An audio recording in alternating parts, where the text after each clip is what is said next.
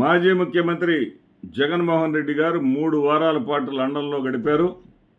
ఈ 3 వారాల పాటు కూడా ఆంధ్రప్రదేశ్ రాష్ట్రంలో వైఎస్ఆర్సీపీ కార్యకలాపాలు పెద్దగా ఏం కనపడలే. ఒక గుంటూరు జిల్లా అధ్యక్షులు అంబటి రాంబాబు గారు మాత్రం కాస్త చురుగ్గా కనపడ్డారు. అనేక రకాలైనటువంటి యాక్టివిటీస్ ఆయన చేశారు. ఇటు మీడియా ద్వారా కానీ తన సొంత ఛానల్ ద్వారా కానీ కొంతమేరకు వైఎస్ఆర్సీపీ యాక్టివ్గానే ఉందని అనడానికి ఆయన ఒక ప్రయత్నం చేసినటువంటి నేతగా కనపడ్డారు తప్ప అంతకుమించి నాకు ఎవరు కూడా వైఎస్ఆర్సీపీలో జగన్మోహన్ రెడ్డి గారి యాబ్సెన్స్లో కార్యకలాపాలు నిర్వహించినటువంటి దాఖలాలు కనపడలా. ఇక జగన్మోహన్ రెడ్డి గారు వచ్చిన రోజునే కేంద్ర కార్యాలయంలో ప్రెస్ మీట్ పెట్టి ఇప్పటిదాకా చేసినటువంటి అప్పులు, మరి ఆయన హోంమంత్రి ఇచ్చానన్నటువంటి 3 లక్షల కోట్ల డబ్బులు, వీటన్నిటి మీద శ్వేతపత్రం విడుదల చేయాలంటూ అక్కడ ఒక ప్రెస్ మీట్ పెట్టారు. అదేవిధంగా రోజా గారు ఇక్కడ చిత్తూరు జిల్లాలో యాక్టివ్ అయిపోయి సూపర్ 6 ఎగనామం పెట్టడం మీద ఆవిడ దాడి చేశారు. ఒక్కసారిగా యాక్టివ్ అయిపోయారు. అదేవిధంగా రేపు ఫిబ్రవరి 5వ తేదీన ఫీజు పోరు అంటూ 3,900 కోట్ల రూపాయలు పిల్లలకి చదువుకునేటటువంటి విద్యార్థులకు చెల్లించాల్సినటువంటి బకాయిలు ఉన్నాయని, వాటన్నిటిని వెంటనే చెల్లించమని ఆదేశాలు జారీ చేయవలసిందిగా వాటి కోసం పోరుబాట పట్టింది వైఎస్ఆర్సీపీ. సరే, ఇంత మటుకు అన్నీ సవ్యంగానే ఉన్నాయి. వైఎస్ఆర్సీపీ పోరుబాట వైపు వెళుతుంది అని చెప్పేసి అనుకుందాం.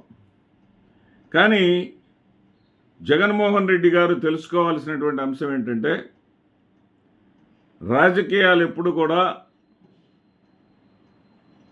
నిశ్చలంగా ఉండవు. రాజకీయాలు ఎప్పుడు ఎలా మారుతుంటాయో అర్థం కాని విధంగా వెళ్ళిపోతూ ఉంటాయి. ఇలాంటి రాజకీయాల్లో జగన్మోహన్ రెడ్డి గారు పరిణిత లేని వ్యక్తి కాదు, నాలెడ్జ్ లేని వ్యక్తి కాదు. అపారమైనటువంటి మేధా సంపత్తి ఆయనలో ఉంది. దాంట్లో ఏ విధమైనటువంటి సందేహం లేదు. ఎందుకంటే అక్కడ యూకే పర్యటనలో తిరిగి వచ్చేటటువంటి సందర్భంలో సుశీల్ అనేటటువంటి ఒక ఎన్ఆర్ఐ తాను ఎస్సీ క్యాండిడేట్ అని, తాను 1 సంవత్సరంన్నర పాటు ఇండియాలోనే 2024 ఎన్నికలకు ముందు ఉన్నానని, తాను తిరువూరు సీటు ఆశించానని, అది తనను ప్రత్యక్షంగా కలిసి ఉంటే తనకు సీటు వచ్చి ఉండేదని చెప్పేసి అతను చెప్పుకోవడం జరిగింది. దానికి జగన్మోహన్ రెడ్డి గారు ఏం చెప్పారంటే, మీరు భారతదేశాన్ని వదిలిపెట్టి ఇంత దూరం వచ్చారు. ఇంత దూరం వచ్చినటువంటి మీరు కుటుంబాన్ని చక్కబెట్టుకునేటటువంటి క్రమంలో వచ్చి ఉంటారు.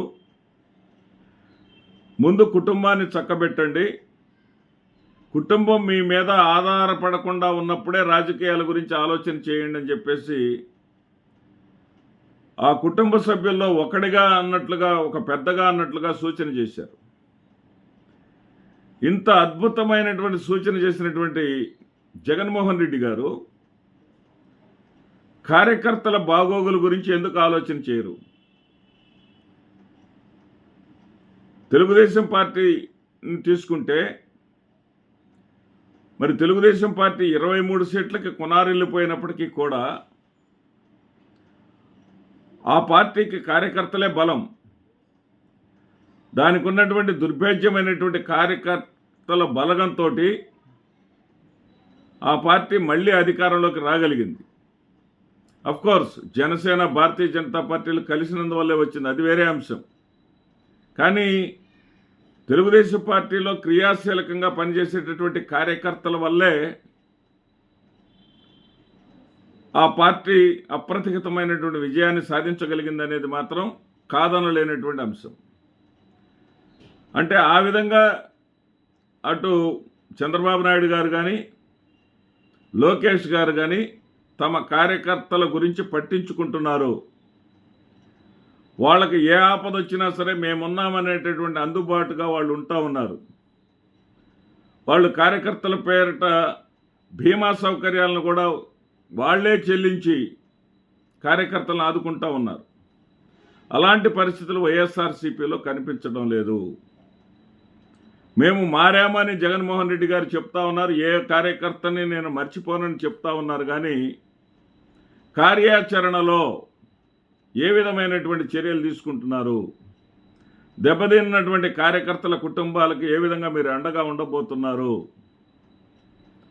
క్రియాశీలకంగా ఏ విధంగా ఉండబోతున్నారు? కార్యాచరణ రూపంలో ఏ విధంగా చేయబోతున్నారు అనేటటువంటి దానికి మాత్రం ఇప్పటి వరకు ఎలాంటి కార్యాచరణ కనిపించడం లేదు.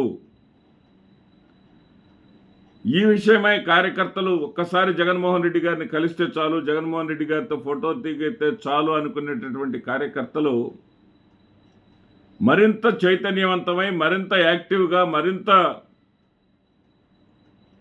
క్రియాశీలకంగా ఉండాలి అంటే ఈ ఉద్యమాలతో పాటు నో డౌట్ ఇక్కడ కూటమి ప్రభుత్వం కేవలం 7 నెలల కాలంలోనే వ్యతిరేకతను మూటగొట్టుకుంది అనటంలో ఎలాంటి సందేహం లేదు. ఇప్పటికే అమ్మఒడి విషయంలో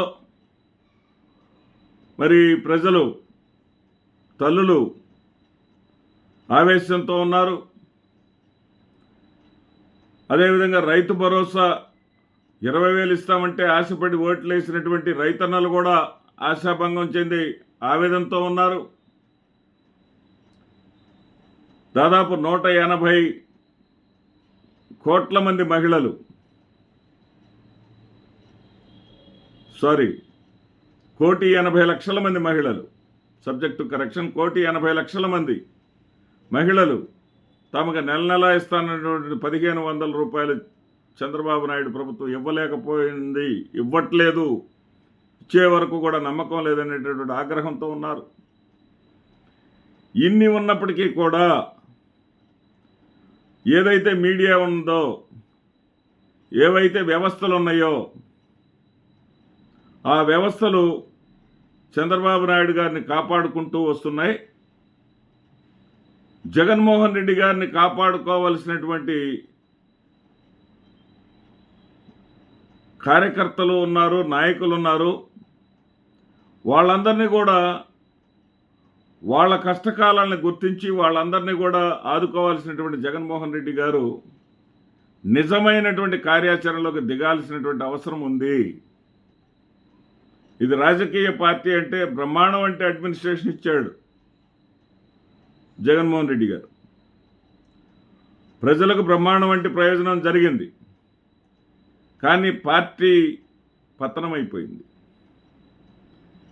పార్టీలోని కార్యకర్తలు ఎవరు కూడా ఎన్నికల ముందు యాక్టివ్గా పనిచేయనందువల్లే ఇంతటి ఘోర పరాజయం వచ్చిందనేటటువంటి వాస్తవాన్ని గుర్తెరగాలి. ఈ రాష్ట్రంలో ఉన్నటువంటి వ్యవస్థలు మీకు సహకరించవనే విషయాన్ని తెలుసుకోవాలి. మీరే చెప్పినట్లుగా మీరు పోరాటం చేసేది జగన్మోహన్ రెడ్డి గారి మీద, మీరు చంద్రబాబు నాయుడు గారి మీద మాత్రమే కాదు, మీడియా మీద అన్నది వాస్తవం. మీడియా నందిని పందిని చేస్తుంది, పందిని నందిని చేస్తూ ఉంది. మరి చంద్రబాబు నాయుడు గారు పథకాలు ఇవ్వలేని దానికి కూడా మిమ్మల్నే బాధ్యులు చేయటంలో మీడియా సక్సెస్ అవుతూ ఉంది. ఇటువంటి పక్షపాత ధోరణి మంచిది కాదు అని మాబోటి వాళ్ళం ఎన్ని చెప్పినా కానీ, ఎంత చెప్పినా కానీ, చంద్రబాబు నాయుడు కోసం పనిచేసేటటువంటి ఆధిపత్య మీడియా మాత్రం తన యొక్క అరాచకాలను కొనసాగిస్తున్నంతకాలం, మీ కార్యకర్తలు మీరు యాక్టివ్ చేసుకోలేనంతకాలం వైఎస్ఆర్సీపీ గాడిలో పడినట్లు కాదు అన్న సంగతి గుర్తుంచుకోవాల్సిందిగా మనవి చేసుకుంటున్నాను. నమస్తే.